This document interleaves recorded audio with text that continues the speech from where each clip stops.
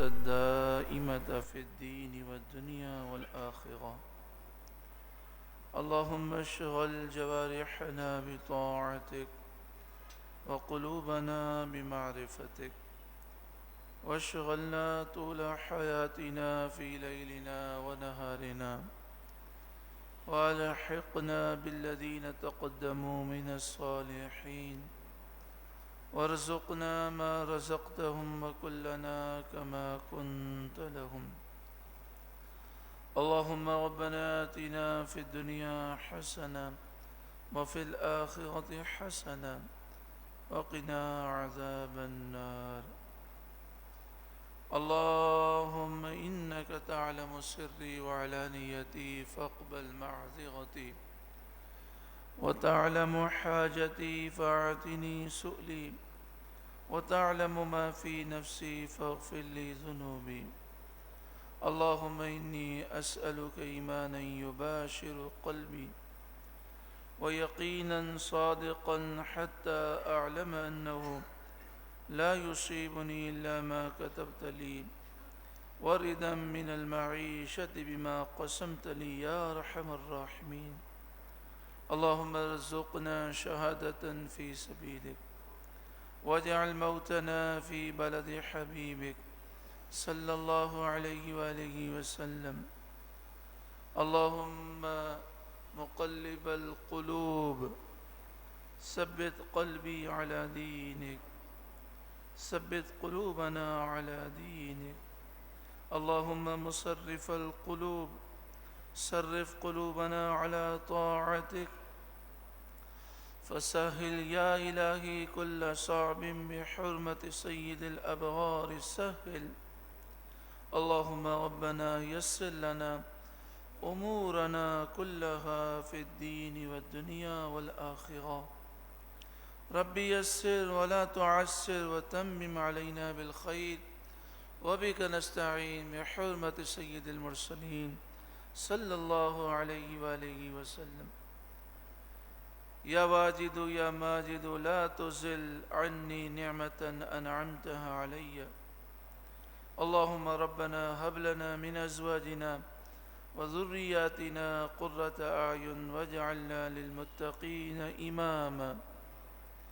یا اللہ ہمیں زوال نعمت سے بچا، یا اللہ ہمیں تیرے دین پر ثابت قدمی نصیب فرما. یا اللہ بار بار حرمین شریفین اور دیگر مقدس مقامات کی حاضری نصیب فرما. یا اللہ ہمارے ملک پاکستان کی حفاظت فرما، پاکستان کو اسلام کا قلعہ بنا، پاکستان میں اسلامی نظام مصطفیٰ عطا فرما. یا اللہ پاکستان کو اچھے حکمراں نصیب فرما. یا اللہ پاکستان کو چوروں، لٹیروں، ڈاکوں، دہشت گردوں سے پاک فرما. یا اللہ پاکستان میں امن و سکون سلامتی عطا فرما. پاکستان کو ترقی اور خوشحالی نصیب فرما. یا اللہ جو اسلام کے دشمن ہیں، پاکستان کے دشمن ہیں، انہیں تباہ و برباد فرما. یا اللہ پاکستان کو اندرونی بیرونی سازشوں سے محفوظ فرما. یا اللہ اے کریم مالک پورے عالم اسلام کے حق میں یہ دعائیں قبول فرما. یا اللہ تو ہمیں ناموس رسالت کا محافظ بنا، عقیدہ ختم نبوت کا محافظ بنا. یا اللہ ہمیں مجاہد اسلام بنا، ہمیں جذبہ جہاد اور شوق شہادت نصیب فرما.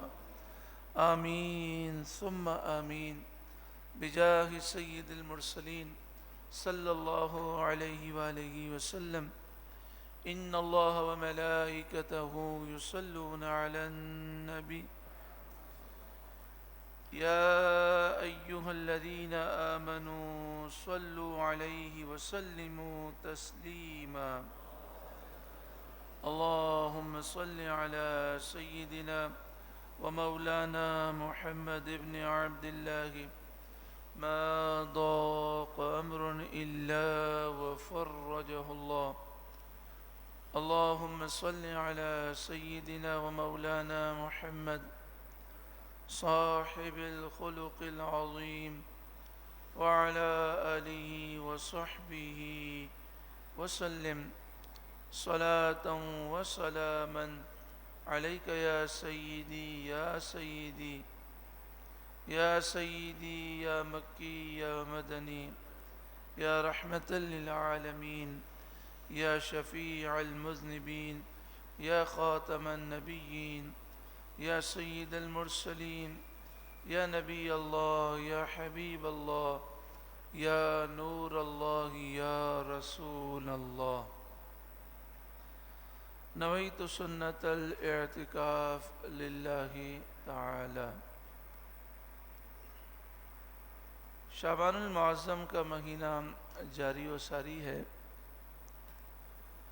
اللہ تعالی ہمیں سچی توبہ نصیب فرمائے اور بقیہ زندگی ہمیں اللہ کی عبادت میں گزارنے کی اللہ توفیق عطا فرمائے. سورہ تحریم کی آیت نمبر 8 میں اللہ تعالی نے ارشاد فرمایا یا ایھا الذین آمنوا توبوا الی اللہ. اے ایمان والوں اللہ کی طرف توبہ کرو. توبۃ نصوحا، ایسی توبہ کرو جو آگے کو نصیحت ہو جائے. یعنی ایسی توبہ کرو کہ جس سے تمہیں نصیحت مل جائے اور آئندہ تم گناہوں سے دور رہو، باقی زندگی اللہ کی عبادت میں گزارو. توبوا الی اللہ توبۃ نصوحا. توبۃ نصوحا کے جو لفظی معنی ہے وہ ہے ایسی توبہ کہ جس کے بعد ہمیں نصیحت حاصل ہو جائے. انسان توبہ کرتا ہے، پھر گناہ کر لیتا ہے، پھر توبہ کرتا ہے، پھر گناہ کر لیتا ہے. تو اللہ کی بارگاہ میں ہمیں ایسی توبہ کرنی ہے کہ پھر ہم گناہ کے قریب نہ جائیں. عسیٰ ربکم ان یکفر عنکم سیئاتکم. ان قریب تمہارا رب تمہاری خطاؤں کو تم سے مٹا دے گا. جب ہم توبۃ النصوح کریں گے، سچی توبہ کریں گے، تو اللہ تعالی ہمارے گناہوں کو مٹا دے گا اور گناہوں کو نیکیوں سے بدل دے گا. وَيُدْخِلَكُمْ جَنَّاتٍ تَجْرِي مِن تَحْتِهَا الْأَنْهَارُ. اور اللہ تعالی تمہیں جنتوں میں داخل فرمائے گا جن کے نیچے نہریں رواں دواں ہیں. یوم لا یخزی اللہ النبی والذین آمنوا معہ. جس دن اللہ تعالی اپنے نبی کو اور مومنین کو عزتیں مزید عطا فرمائے گا. یعنی کل بروز قیامت اللہ نبیوں کو اور مومنین کو بڑی شان عطا فرمائے گا. نورہم یسعی بین ایدیہم و بایمانہم. ان کا نور ان کے آگے اور دائیں طرف دوڑ رہا ہوگا. یقولون ربنا اتمم لنا نورنا. وہ کہیں گے اے ہمارے رب ہمارے لیے ہمارے نور کو مکمل فرما دے. واغفر لنا، اور ہمیں بخش دے. یعنی مکمل فرما دے. اس کے معنی یہ ہیں کہ یا اللہ یہ تو نے میدان محشر میں نور دیا ہے، جنت میں جانے تک اس نور کو قائم و دائم فرما. تو یہ نور مومنین کا رہے گا اور انہیں جنت میں لے جائے گا. واغفر لنا، اے ہمارے رب تو ہمیں بخش دے. انک علی کل شیء قدیر. بے شک تو ہر چاہت پر قادر ہے. پیارے محترم بھائیوں، آئیے ہم اللہ تعالیٰ کی بارگاہ میں توبہ کریں. اتنا پیارا مہینہ ہے کہ نبی کریم صلی اللہ علیہ وآلہ وسلم نے فرمایا شعبان و شہری. شعبان میرا مہینہ ہے. شعبان تو وہ مہینہ ہے جس میں ہم نبی کریم صلی اللہ علیہ وآلہ وسلم پر کثرت سے درود و سلام پڑھیں. یہ تو درود پڑھنے کا مہینہ ہے، کیونکہ رسول اللہ صلی اللہ علیہ وسلم نے فرمایا شعبان و شہری. شعبان میرا مہینہ ہے. یہ تو قرآن مجید فرقان حمید کی تلاوت کرنے کا مہینہ ہے. اس مہینے میں کثرت سے قرآن پاک کی تلاوت کریں۔ میرے استاد محترم امیر المجاہدین حضرت علامہ خادم حسین رضوی رحمۃ اللہ علیہ کی خدمت میں کسی نے عرض کیا کہ میں عمرے کے لیے جا رہا ہوں، تو آپ نے فرمایا مکہ مکرمہ میں جتنا ہو سکے درود پاک پڑھنا، اور مدینہ منورہ میں جتنا ہو سکے قرآن پاک کی تلاوت کرنا۔ اب وہ حیران ہوا، کہ مکہ مکرمہ میں جتنا ہو سکے تو جو ہے درود پاک پڑھنا، اور مدینہ منورہ میں جتنا ہو سکے قرآن پاک پڑھنا۔ پھر خود ہی تشریف فرمائی۔ اللہ اپنے حبیب سے محبت فرماتا ہے، جب اللہ کے شہر جاؤ خانہ کعبہ تو اس کے حبیب پہ درود بھیجو تاکہ رب راضی ہو جائے، اور محبوب اپنے رب سے محبت فرماتے ہیں، جب ان کے شہر میں جاؤ تو رب کا کلام پڑھو تاکہ محبوب خوش ہو جائے۔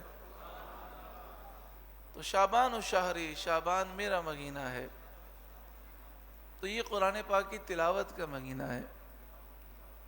اللہ تعالیٰ مجھے بھی اور آپ سب کو کثرت سے قرآن پاک کی تلاوت کرنے کی توفیق عطا فرمائے۔ وہ خوش نصیب حفاظ جو رمضان المبارک میں تراویح پڑھاتے ہیں، وہ تو شعبان المعظم میں کثرت سے قرآن پاک پڑھتے ہیں، اپنی تیاری کرتے ہیں۔ اللہ تعالی ہم سب کو پڑھنے کی توفیق عطا فرمائے۔ بخاری شریف حدیث نمبر 1970،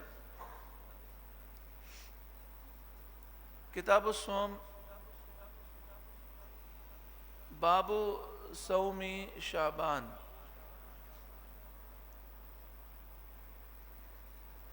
بخاری شریف میں کتاب الصوم میں باب صوم شعبان ایک چیپٹر ہے، اس میں حدیث پاک ہے عن ابی سلمۃ رضی اللہ تعالی عنہ ان عائشہ رضی اللہ تعالی عنہ حدثته۔ حضرت ابو سلمہ رضی اللہ تعالی عنہ فرماتے ہیں، حضرت عائشہ صدیقہ رضی اللہ تعالی عنہ راوی ہیں، آپ فرماتی ہیں قالت لم یکن النبی صلی اللہ علیہ وسلم یصوم شہرا اکثر من شعبان۔ نبی کریم صلی اللہ علیہ وسلم رمضان کے علاوہ کسی مہینے میں اتنے زیادہ روزے نہیں رکھتے تھے جتنے روزے شعبان میں رکھتے تھے۔ فَإِنَّهُ كَانَ يَصُومُ شَعْبَانَ كُلَّهُ، پس بے شک نبی کریم صلی اللہ علیہ وآلہ وسلم شعبان کے پورے مہینے میں روزہ رکھتے تھے۔ بعض محدثین نے فرمایا اس سے مراد یہ ہے کہ نبی کریم صلی اللہ علیہ وآلہ وسلم پورا شعبان ہی روزہ رکھتے، اور بعد نے فرمایا یہاں پورے سے مراد ہے اکثر، شعبان کے اکثر دنوں میں نبی کریم صلی اللہ علیہ وسلم روزہ رکھتے۔ یہاں پر ایک وضاحت سمجھ لیں، بعض حدیثوں میں یہ ہے کہ نبی کریم صلی اللہ علیہ وآلہ وسلم نے شعبان کی 28 اور 29ویں تاریخ کو روزہ رکھنے سے منع فرمایا، اور ایک حدیث پاک میں ہے کہ آپ صلی اللہ علیہ وسلم نے 15 شعبان کے بعد روزہ رکھنے سے منع فرمایا۔ تو اس حدیث کی شرح یہ ہے کہ جو شخص کمزور ہے اگر وہ مسلسل روزے رکھے گا تو رمضان میں اسے کمزوری محسوس ہوگی، تو اس کے لیے یہ حکم دیا کہ شعبان کے آخری 2 دن روزہ نہ رکھے تاکہ رمضان کے روزوں کے لیے اسے قوت مل جائے، اور کوئی زیادہ کمزور ہے تو اس کے لیے فرمایا کہ آخری 15 دن روزہ نہ رکھے۔ کہیں ایسا نہ ہو کہ شعبان کے پورے مہینے روزہ رکھے پھر بیمار پڑ جائے رمضان کے روزے نہ رکھ سکے۔ تو رمضان کے روزے تو فرض ہیں، شعبان کے تو نفل ہیں، لیکن جس شخص کو ہمت ہو اور روزہ رکھنے سے ایسے معاملات نہ ہو تو اسے شعبان المعظم میں زیادہ روزے رکھنے میں کوئی حرج نہیں ہے۔ شرح معانی الآثار حدیث نمبر 3247 دوسری جلد صفحہ نمبر 140 پر ہے کہ حضرت اسامہ بن زید رضی اللہ تعالی عنہ نے پوچھا یا رسول اللہ صلی اللہ علیہ وسلم آپ شعبان المعظم میں اتنی کثرت سے روزے کیوں رکھتے ہیں؟ تو آپ صلی اللہ علیہ وسلم نے فرمایا یہ وہ مہینہ ہے جس سے لوگ غافل ہیں، یہ وہ مہینہ ہے جس سے لوگ غافل ہیں، یہ رجب اور رمضان کے درمیان کا مہینہ ہے۔ اس مہینے میں اعمال اٹھا کر رب العالمین کے پاس پہنچائے جاتے ہیں، بس میں یہ پسند کرتا ہوں کہ جس وقت میرے عمل کو اٹھایا جائے اس وقت میں روزے دار ہوں۔ یعنی اس مہینے میں بندوں کے اعمال اللہ کی بارگاہ میں پیش ہوتے ہیں، اور ایک روایت کے مطابق 15 شعبان کی رات کو پیش ہوتے ہیں۔ تو اس لیے نبی کریم صلی اللہ علیہ وآلہ وسلم نے اس مبارک مہینے میں روزے کثرت سے رکھے۔ مسند ابو یعلا حدیث نمبر 4911 ہے، حضرت عائشہ صدیقہ رضی اللہ تعالی عنہ راوی ہیں، نبی کریم صلی اللہ علیہ وآلہ وسلم سے انہوں نے سوال کیا کہ آپ شعبان المعظم میں اتنے کثرت سے روزے کیوں رکھتے ہیں؟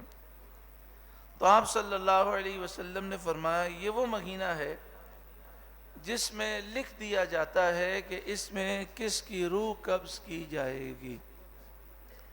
یہ بھی حدیث پاک کے مطابق ایک روایت یہ بھی ہے کہ 15 شعبان کی رات کو لکھا جاتا ہے کہ اس سال کس کس کا انتقال ہوگا اور کس کس کی روح قبض ہوگی۔ ترمذی شریف حدیث نمبر 693 ہے، حضرت انس بن مالک رضی اللہ تعالیٰ عنہ راوی ہیں، نبی کریم صلی اللہ علیہ وآلہ وسلم نے ارشاد فرمایا رمضان کے بعد، یعنی آپ سے پوچھا گیا رمضان کے بعد کس مہینے کے روزے سب سے افضل ہیں؟ تو آپ صلی اللہ علیہ وسلم نے فرمایا رمضان کی تعظیم کی وجہ سے شعبان کے روزے سب سے افضل ہیں۔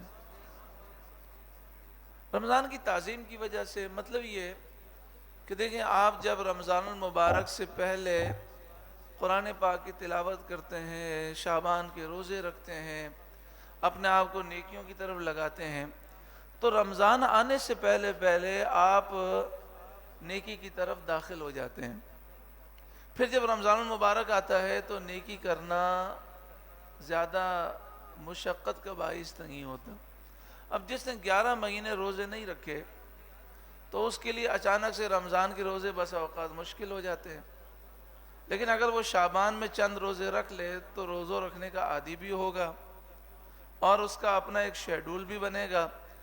ورنہ ہوتا ہی ہے کہ رمضان المبارک شروع ہو جاتا ہے، بندہ شروع میں مشکلات وہ پیدا کرتا، یعنی مشکلات محسوس کرتا ہے، اور جب اس کا دل لگنا شروع ہوتا ہے تو رمضان اختتام تک پہنچ جاتا ہے۔ تو اس لیے رمضان المبارک کی تعظیم کی وجہ سے شعبان المعظم کی تعظیم کرنے کا حکم دیا گیا۔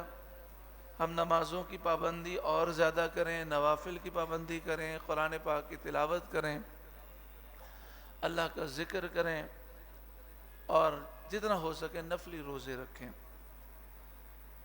یہاں پر عجیب لوگ ہیں، ویسے ہی امت جو ہے دین سے دور ہے، نمازوں سے دور ہے۔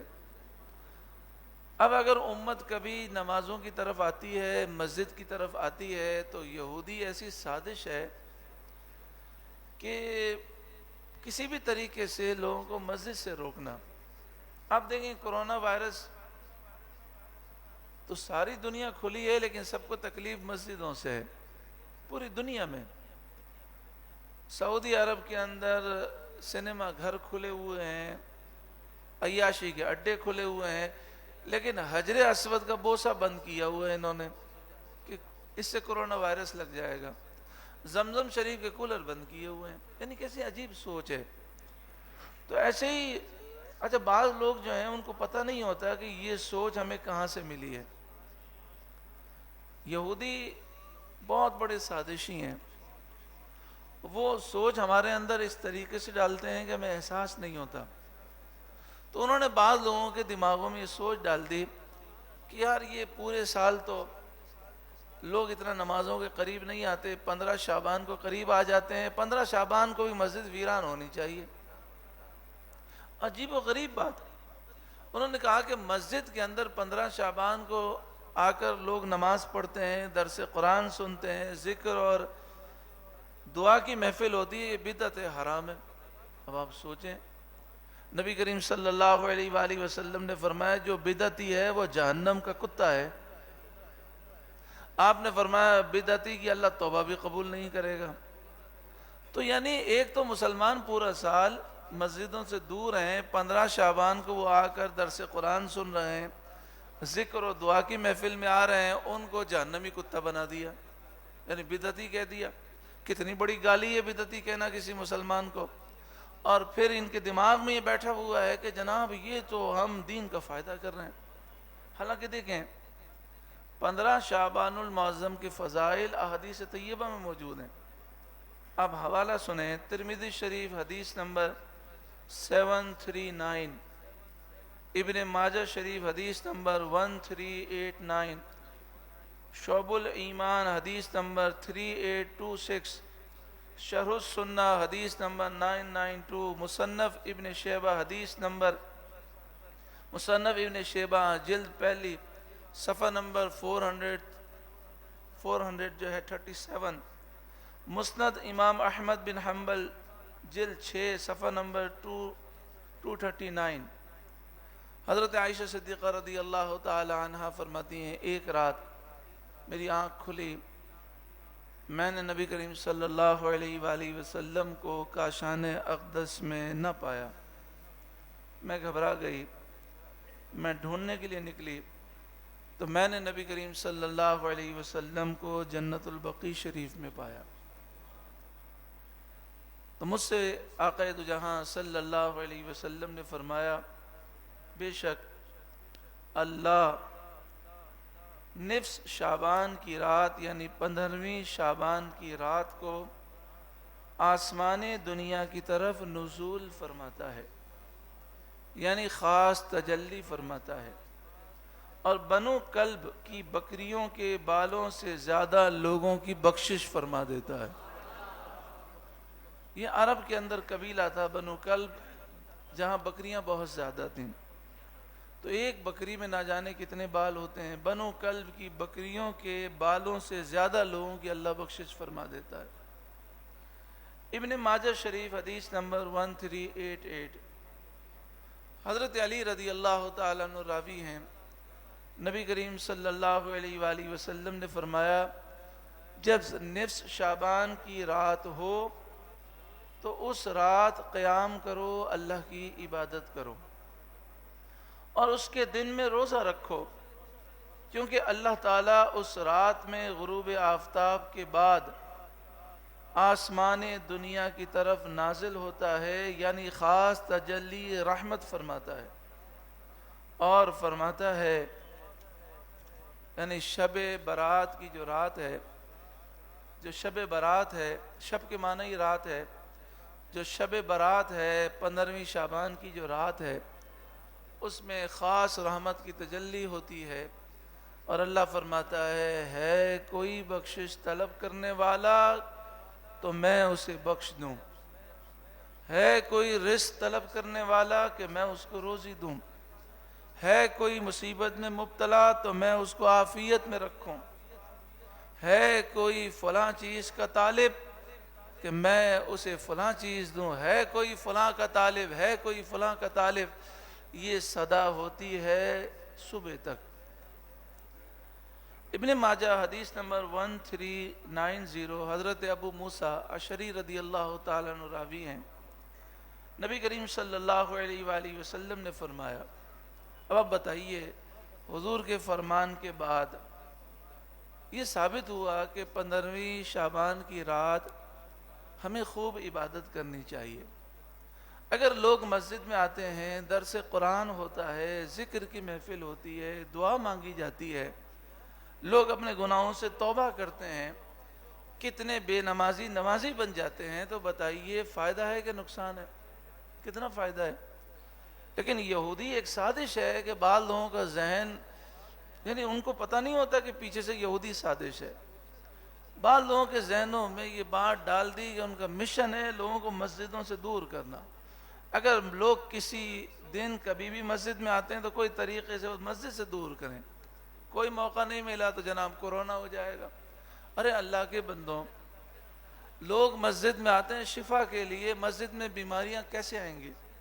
بلکہ بیمار مسجد میں آ جائے تو یہاں تو اللہ کی رحمتیں برستی ہیں، شفا ملے گی. اصل یقین پختہ ہونا چاہیے.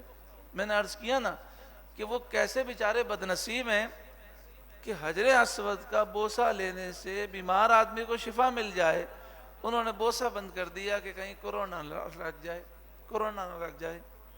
یعنی کورونا سے اتنا خوف، یہ ان کے ایمان کی کمزوری ہے.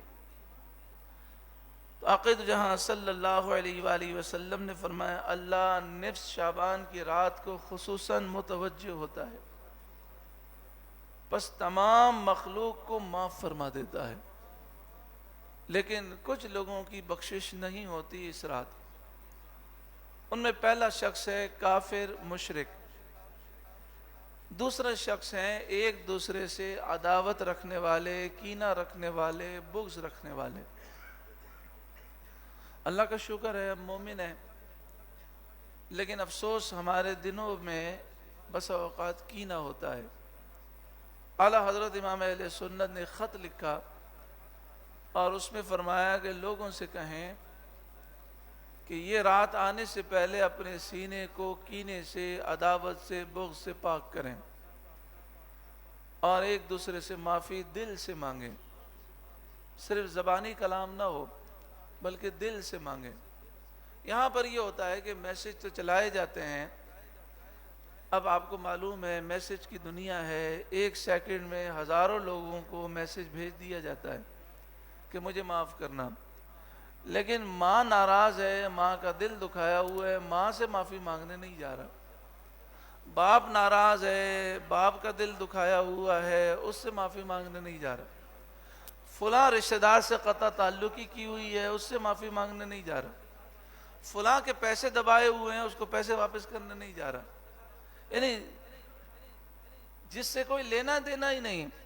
فیس بک پر ہزاروں دوست ہیں جن سے کوئی تعلق ہی نہیں، ان کو تو میسج کر رہا ہے. لیکن جن سے لینا دینا ہے، جن سے آپس میں لڑائی جھگڑے ہیں، جن سے بات چیت بند ہے، ان سے جا کر سلو نہیں کرتا. اچھا اس پر کہتے ہیں میں کیا کروں، میں جاؤں گا یہ مجھے معاف نہیں کریں گے. وہ کرے یا نہ کرے، آپ تو پاؤں پکڑ کر معافی مانگنے کی کوشش کریں، خاص طور پر ماں باپ سے.